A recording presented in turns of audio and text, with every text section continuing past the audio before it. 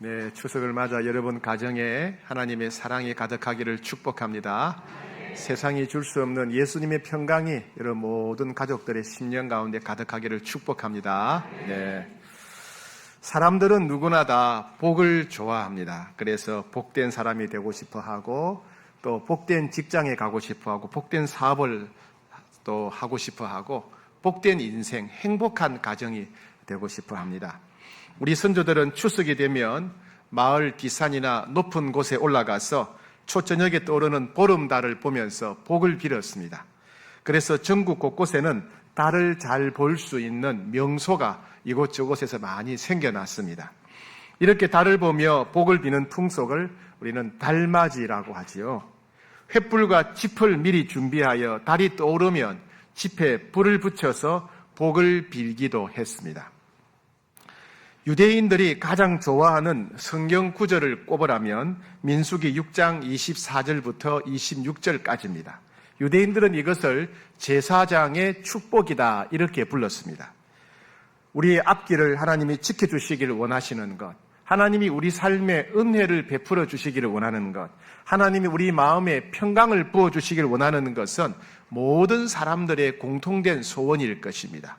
특별히 유대인들은 제사장의 축복으로 알려진 이 민수기 6장 24절부터 26절 구절을 하나님께서 이렇게 해 주셨으면 좋겠다라고 하는 바램, 소원이 아니었습니다.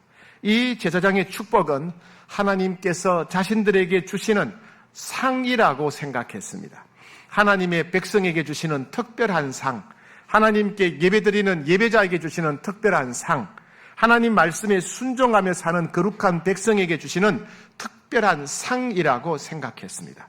그래서 유대인들은 이 구절을 민수기 6장 24절, 26절 구절을 수시로 암송했습니다. 매 주일마다 안식일이 되면 또 이 구절을 암송했습니다. 6월절, 오순절, 맥추절, 명절 때마다 또 암송했습니다. 제사장 임직식 등 크고 작은 중요한 행사 예식 때마다 이 구절을 빠뜨리지 않고 암송했습니다. 뿐만 아니라 이 구절을 목걸이나 벽걸이 등 생활 곳곳에 새겨놓고 항상 지켜보고 묵상하는 것을 좋아했습니다. 오늘은 유대인들이 가장 사랑했던 민수기 6장 24절부터 26절 말씀을 통해서 오늘 우리들에게 주시는 하나님의 음성을 듣고자 합니다. 먼저 하나님은 제사장들에게 백성들을 축복하라고 명령하셨습니다. 오늘 본문 23절 말씀 같이 한번 읽겠습니다.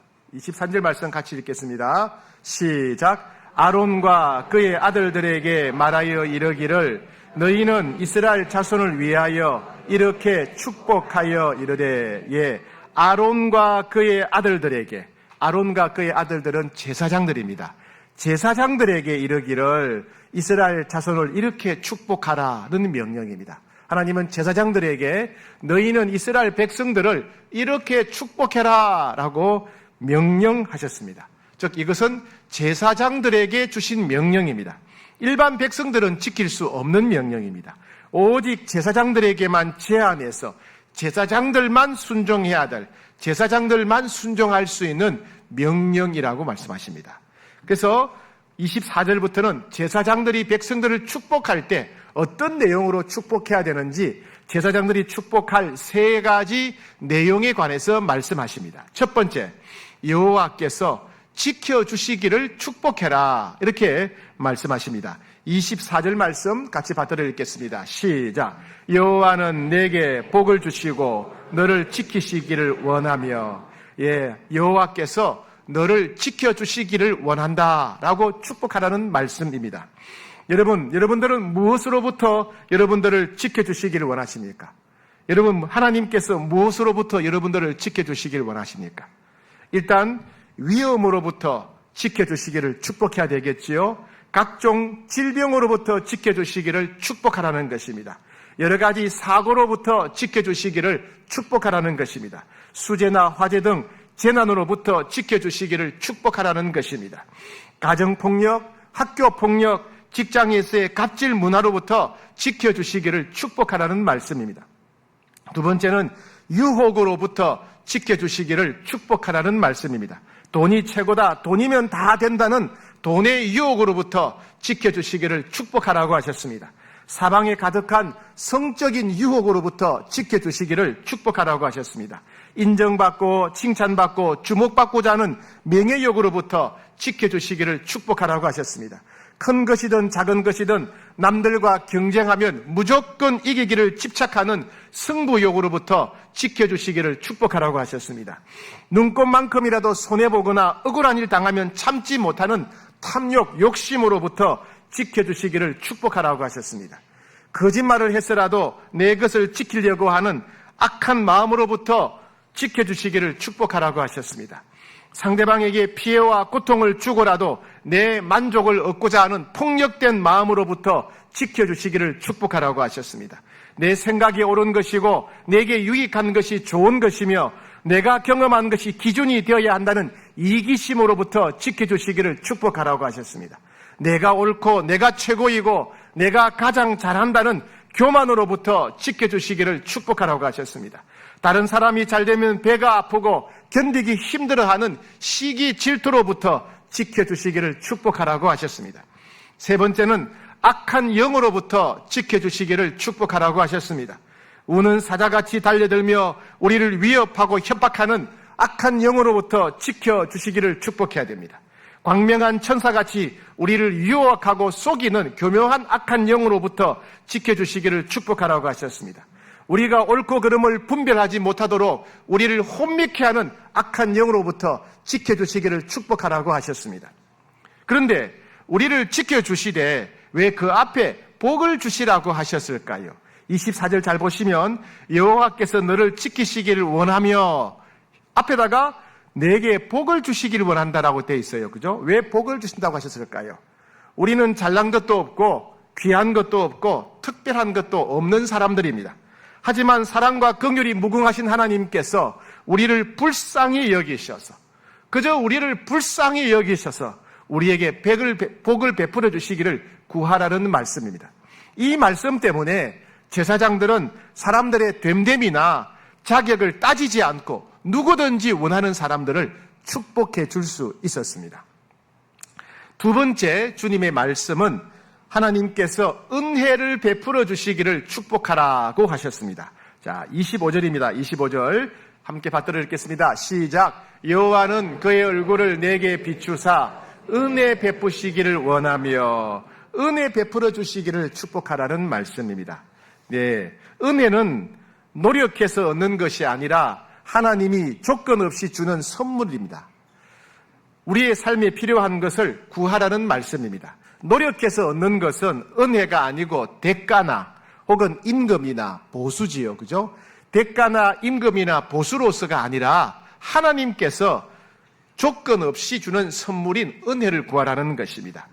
인생을 활기차게 살아갈 수 있는 건강을 주시기를 축복하라는 말씀입니다. 매일매일 일용할 양식을 채워주시기를 축복하라는 말씀입니다. 좋은 친구, 진실한 친구, 서로 의지할 수 있는 친구를 만날 수 있도록 축복하라는 말씀입니다. 일깨워주고 격려해주고 칭찬해주는 선생님을 만날 수 있기를 축복하라는 말씀입니다. 평생을 믿고 사랑할 수 있는 배우자, 동반자를 만나기를 축복하라는 말씀입니다. 건강한 자녀를 낳고 잘 양육할 수 있도록 축복하라는 말씀입니다. 가족이 안정되게 생활할 수 있는 보금자리를 주시도록 축복하라는 말씀입니다.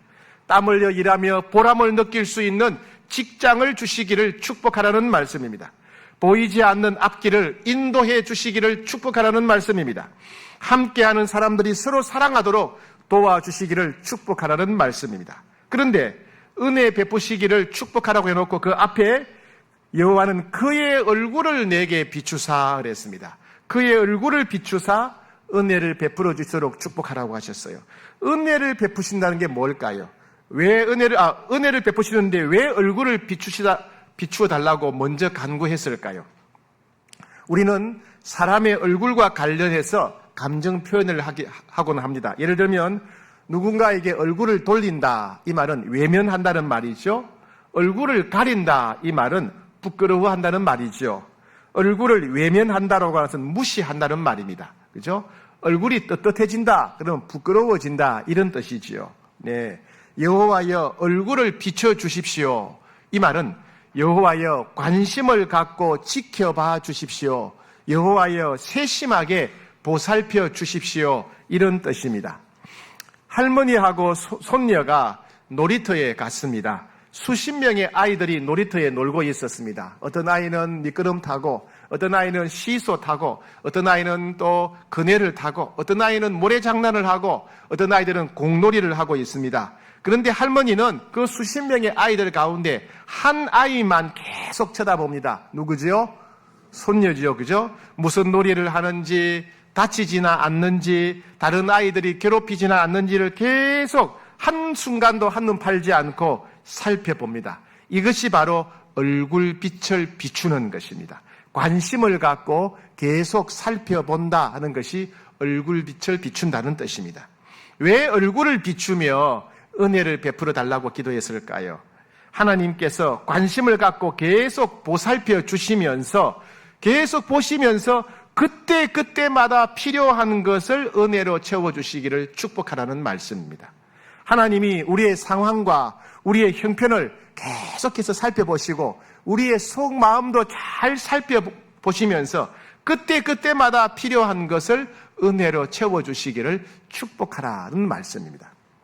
세 번째는요, 세 번째 축복의 내용은 평강을 주시기를 축복하라고 하셨어요. 평강을 주시기를 축복하라. 26절입니다. 시작. 여호와는 그 얼굴을 내게로 향하여 드사 평강 주시기를 원하노라 할지니라. 예, 평강을 주시도록 축복하라는 말씀입니다. 평강, 평화, 평안은 다 같은 말입니다. 평강, 평화, 평안. 예, 평강은 흔히 우리가 살롬이라고 하지요. 소극적으로 볼 때는 전쟁이 없는 상태, 서로 싸우지 않는 상태, 갈등이 없는 상태가 평강, 평화입니다. 그런데 적극적으로 볼 때는 환경과 상관없이 기쁨을 누리는 상태, 환경과 상관없이 마음이 즐거운 상태, 근심, 걱정이 없는 상태, 안전한 상태, 행복한 상태를 평강으로 표현할 수 있습니다. 평강이 무엇인지 가장 정의를 잘 내린 사람은 시편 131편의 기자입니다. 시편 131편의 기자는 평강을 말하면서 엄마 품에서 엄마 젖을 실컷 먹은 아기가 아무런 걱정 없이 아무런 불안도 없이 엄마 품에서 엄마의 체온과 사랑을 느끼면서 있는 상태, 그런 거 본 적이 있으시지요? 예, 그죠? 얼마나 그때 예쁩니까? 예, 아기가 엄마 젖을 실컷 먹고 아무 걱정 염려 없이 엄마의 체온을 느끼면서 엄마의 사랑을 느끼면서 엄마 품 안에 있는 상태가 바로 평강, 평안이라는 말씀입니다. 구약 성경에서는 평강을 하나님이 위로부터 내려주시는 선물이라고 했습니다.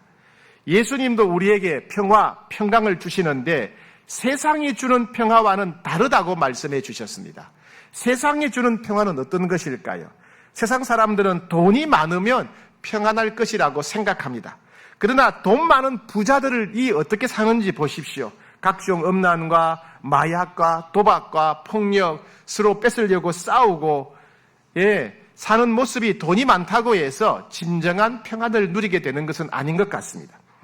권력을 가지면 큰 소리치고 행복할 것 같지만은 그 권력을 빼앗기지 않으려고 몸부림칩니다. 사방에서 헐뜯고 공격하는 것을 보면 단 하루도 발 뻗고 잘 수가 없을 것 같습니다. 아무리 많이 가져도 저절로 마음의 평강을 누리게 되는 것은 아닙니다. 아무리 건강하다 할지라도 저절로 마음의 평강을 누리는 게 아닙니다. 몸은 건강한데 마음이 괴로울 수가 있는 것이지요. 아무리 오래 살아도 저절로 행복해지는 것 아닙니다. 그죠, 여러분? 오래 사는 게 무조건 좋은 것일까요? 마음이 괴로우면 오래 사는 게 재앙일 수 있다는 것입니다.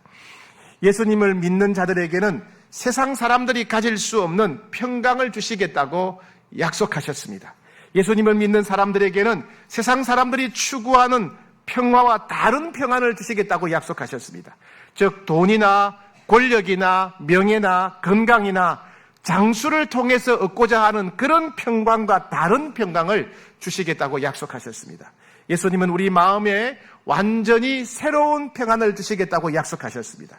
우리의 처지와 형편이 어떠하든지 누릴 수 있는 절대 평안을 주시겠다고 약속하셨습니다. 세상 사람들이 우리를 어떻게 바라보든지 간에 우리가 누릴 수 있는 평안을 주시겠다고 약속하셨습니다. 우리가 언제 어디에 있든지 누릴 수 있는 절대 평안을 부어주시겠다고 약속하셨습니다. 바로 이런 평안을 맛본 사람이 지은 노래가 찬송가 412장입니다. 내 영혼에 평화가 넘쳐남은 주의 큰 복을 받음이라. 내가 주야로 주님과 함께 있어 내 영혼이 편히 쉬네. 평화로다 하늘 위에서 내려오네. 그 사랑의 물결이 영원토록 내 영혼을 덮어소서. 이렇게 노래했습니다. 그런데 오늘 본문에 보게 되면 평강을 주시기를 축복하는데 하나님의 얼굴을 드시기를 먼저 기도하라고 하셨어요. 그죠? 예. 아까 본문 읽으셨죠? 네. 우리 25절에 여호와는 그의 얼굴을 드사 은혜 베푸시기를 원하고, 그죠? 예. 그 다음에 얼굴을 내게로 향하여 드사 평강 주시기를 원한다. 평강을 주시는데 하나님의 얼굴을 내게로 향하여 드시기를 원한다라고 먼저 얘기합니다. 그러면 하나님이 얼굴을 드신다는 게 뭘까요? 누구를 향해서 얼굴을 든다는 것은 사랑을 베푸는 것을 말합니다. 사랑. 예. 이 말은 하나님께서 진실한 사랑, 따뜻한 사랑을 베푸신다는 것을 가리킵니다. 하나님께서 특별히 귀중하고 소중한 사람들에 대해서 진실한 사랑, 따뜻한 사랑을 베풀어 주시는 것, 하나님께서 얼굴을 드신다. 우리가 누군가의 얼굴을 든다 하면 누군가를 사랑한다, 누군가에게 사랑을 베풀어 준다, 이런 뜻입니다. 우리 부모들은 그 마음을 아시지요? 아기가 태어나서 자라다가 처음 부모의 품을 떠나서 어린이집이나 유치원 가게 될 때 부모들은 걱정이 이만저만이 아닙니다. 아기가 어린이집이나 유치원에 가서 친구들과 선생님들 사이에서 즐겁고 행복하게 지내기를 원합니다. 이것이 바로 얼굴을 들어 평강을 비는 축복입니다. 수능 시험 보는 아이들이 지나치게 긴장해서 시험을 망칠까 봐 걱정합니다. 사랑하는 자녀들이 마음이 평안한 가운데 최고의 실력을 발휘하도록 기도합니다. 이것이 바로 얼굴을 들어 평강을 비는 축복입니다. 첫 아들이 군복무를 위해서 입대하는 날, 부모들, 특히 엄마들은 눈물을 흘리지요. 좋은 상관이나 좋은 동료 만나서 고달프고 험한 복무생활 하지 않기를 바라며 축복합니다. 이것이 바로 얼굴을 들어 평강을 축복하는 것입니다. 자녀들이 결혼하면 부모는 자녀 부부가 서로 사랑하며 행복하게 살기를 염원합니다. 이것이 바로 얼굴을 들어 평강을 축복하는 것입니다. 바로 그렇게 하나님께서 얼굴을 드사 사랑의 마음으로 평강을 부어주시기를 축복하라는 말씀입니다. 결국 하나님은 중요한 것은 세 가지를 축복하라고 하셨죠. 첫 번째 뭐였습니까? 지켜주시기를 축복하라. 두 번째는요, 은혜를 베풀어 주시기를 축복하라. 세 번째는요, 평강을 주시기를 축복하라는 그런 말씀입니다. 자, 그런데 이 축복문에는 하나님의 중요한 마음이 두 가지가 담겨 있어요. 하나님의 신비한 계획이 담겨 있습니다. 첫 번째는 이 축복을 잘 읽어보면 이건 하나님의 견고한 약속이구나, 하나님의 변치 않는 약속이구나 하는 것을 우리가 발견할 수 있습니다. 오늘 본문을 자세히 보면 하나님이 5차례나 반복해서 맹세하고 약속하고 또 계약하시는 것을 볼 수 있습니다. 자, 먼저 27절 한번 받들어드리겠습니다. 27절 시작. 그들은 이같이 내 이름으로 이스라엘 자손에게 축복할지니 내가 그들에게 복을 주리라. 예, 하나님의 이름으로 축복하면 복을 주시겠다고 약속하셨어요. 하나님의 이름으로 축복하면 복을 주시겠다. 내 이름으로 축복하면 내가 복을 주겠다 약속하셨어요. 자, 이런 또 23절 같이 읽겠습니다. 시작. 아론과 그의 아들들에게 말하여 이르기를 너희는 이스라엘 자손을 위하여 이렇게 축복하라. 예, 아들들에게 이렇게 축복하라 그럽니다. 네. 또 24절, 25절, 26절을 잘 보세요. 24절, 25절, 26절 세 번 반복되는 단어가 어떤 단어입니까? 그죠? 여호와는, 그죠? 24절에도 여호와는 너를 지키시길 원하고 25절에도 여호와는 은혜 베푸시길 원하고 26절에도 여호와는 평강 주시길 원한다 그랬어요. 왜 여호와란 단어를 3번 반복했을까요? 한국어에 있었으나 히브리어에 있었으나 주어는 생략할 수가 있습니다. 앞에만 여호와는 지키시길 원하며 뒤에부터는 은혜 베푸시길 원하며 평강 주시길 원한다라고 뒤에 나오는 주어는 생략할 수 있습니다. 그런데도 불구하고 일부러 여호와는 너를 지키시길 원하고 여호와는 은혜 베푸시길 원하고 여호와는 평강 주시길 원한다. 주어를 3번이나 반복하고 있습니다. 왜 그럴까요? 그것은 전능하신 하나님, 살아계신 여호와 하나님께서 지켜주시고 여호와 하나님께서 은혜를 베풀어 주시고 여호와 하나님께서 평강을 주신다 하는 약속의 말씀입니다. 제사장들이 기도하면 여호와께서 지켜주실 것이다. 여호와께서 은혜를 베풀어 주실 것이다. 여호와께서 평강을 주실 것이다 라고 하는 하나님의 단호한 약속이라고 할 수 있습니다. 제사장이 하나님의 이름으로 기도하면 내가 그들에게 반드시 복을 주겠다. 하나님의 이름으로 기도하면 평강을 주고 하나님의 이름으로 기도하면 앞길을 인도해 주고 하나님의 이름으로 기도하면 은혜를 베풀어 주시겠다. 그런 약속의 말씀입니다. 그러면 왜 하나님은 이렇게 반복해서 강조하셨을까요? 내 이름으로 기도하면 복을 주겠다. 내 이름으로 기도하면 내가 은혜를 베풀어 주겠다. 내 이름으로 기도하면 내가 지켜주겠다. 내 이름으로 기도하면 내가 평강을 주겠다. 왜 이렇게 내 이름을 3번이나 4번이나 강조하셨을까요? 왜 그랬을까요? 말씀을 안 하시면 설교를 안 끝낼 거예요. 네. 왜 반복해서 강조하셨을까요? 예, 첫 번째는 중요하니까, 그죠? 중요하니까. 예, 중요하니까 강조하신 거겠죠. 또 하나 중요한 이유, 또 하나 이유가 뭐냐면요. 우리가 웬만해서는 잘 믿지 않기 때문에 그래요. 말씀을 들을 때는, 야, 그렇구나. 우리가 제사장이 기도하면 하나님이 지켜주시고, 은혜를 베풀어 주시고, 평강을 주시는구나. 아멘 했지만은, 이따가 제가 축도하는 순간 다 잊어버려요. 우리 예배 드렸나? 오늘 설교했나? 아무 기억이 안 나는 거예요. 그죠? 우리는 많은 경우에 눈에 보이지 않는 하나님의 말씀보다도 눈에 보이는 사람들의 말이 더 귀에 크게 들리는 거예요. 하나님의 말씀이 들릴 때는 긴가민가 하는데 사람들이 이러쿵저러쿵 한마디 하면 그게 속을 뒤집어 놓고, 그죠? 머리를 복잡하게 만드는 거예요. 우리는 사람의 말을 더 귀하게 생각해요. 사람의 말을 더 크게 생각해요. 사람의 말에 더 영향을 받는 겁니다. 그래서 하나님은, 야, 사람의 말은 이런 말도 할 수 있고 저런 말도 할 수 있다. 사람의 말에 능력이 있거나 권세 있는 게 아니다. 그러나 내가 하는 말은 반드시 이루어진다. 내가 하는 말은 절대로 잊어버리면 안 된다. 예. 사람의 말에 흔들리지 말고 하나님의 말씀을 마음에 새기고 기억하라고 하나님은 반복해서 그렇게 말씀하시는 겁니다. 여러분, 하나님의 약속을 믿으셔야 됩니다. 하나님의 말씀을 믿으셔야 돼요. 이런 하나님의 마음을 믿으셔야 돼요. 전능하신 하나님, 진실하신 하나님 말씀을 믿으셔야 됩니다. 두 번째, 이 구절에 나타난 하나님의 마음이 뭐냐면 구약 시대에는 특별한 제사장들에게만 이렇게 축복할 수 있는 권세를 주셨어요. 제사장들이 이렇게 기도해야만 이루어 주셨어요. 그런데 하나님은 예수 그리스도를 보내주시고 그 후부터 누구든지 예수님을 믿는 사람들은 다 제사장으로 삼으셔서 예수님을 믿는 사람들은 다 제사장으로서 이렇게 축복할 수 있는 권세를 주신 겁니다. 사실 이 말씀은 바로 그리스도인들을 위한 축복의 말씀이라고 할 수 있겠습니다.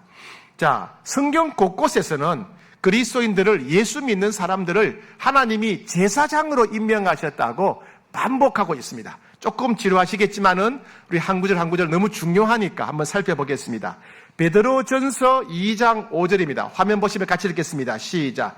너희도 산돌같이 신령한 집으로 세워지고 예수 그리스도로 말미암아 하나님이 기쁘게 받으실 신령한 제사를 드릴 거룩한 제사장이 될지니라.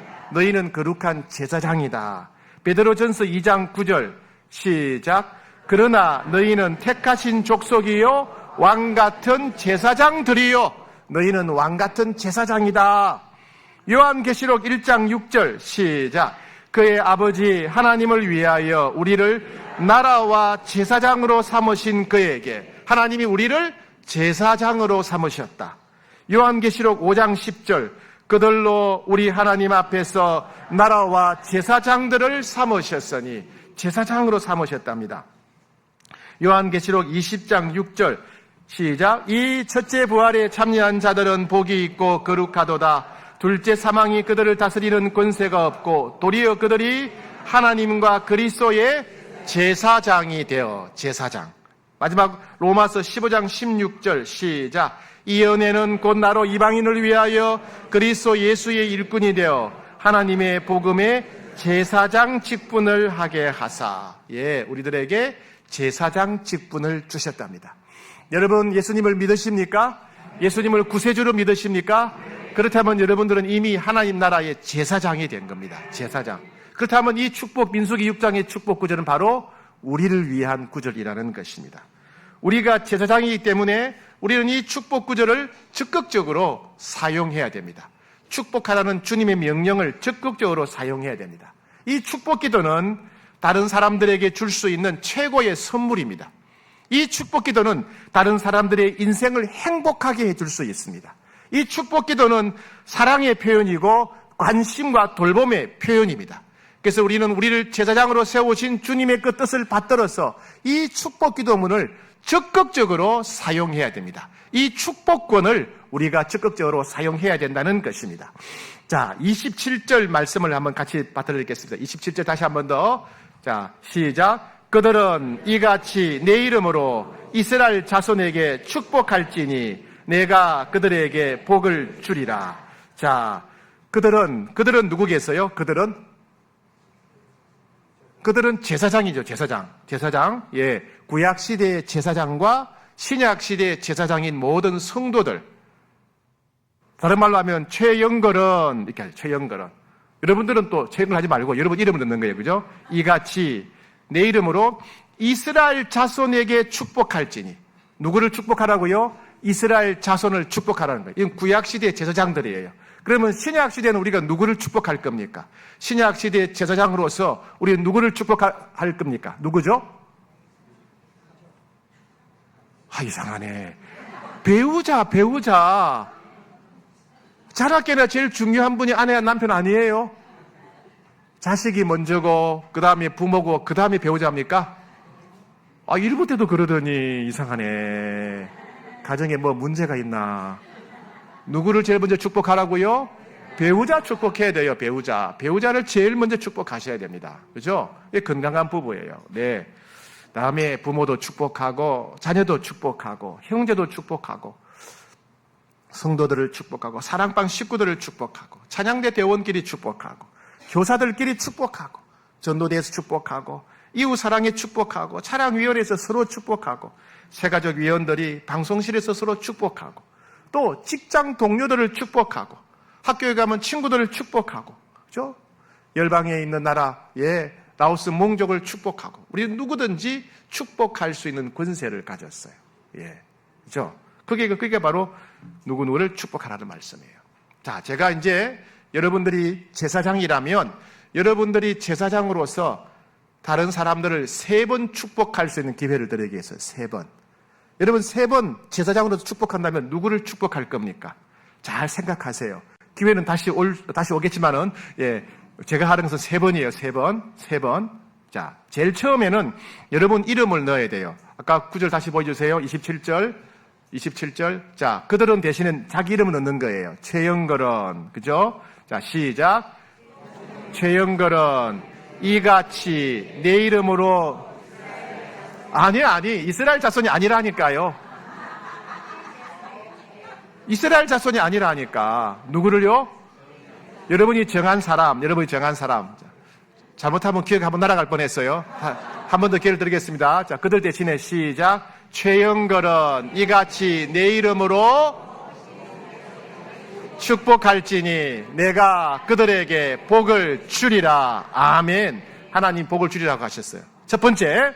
자, 두 번째 축복권.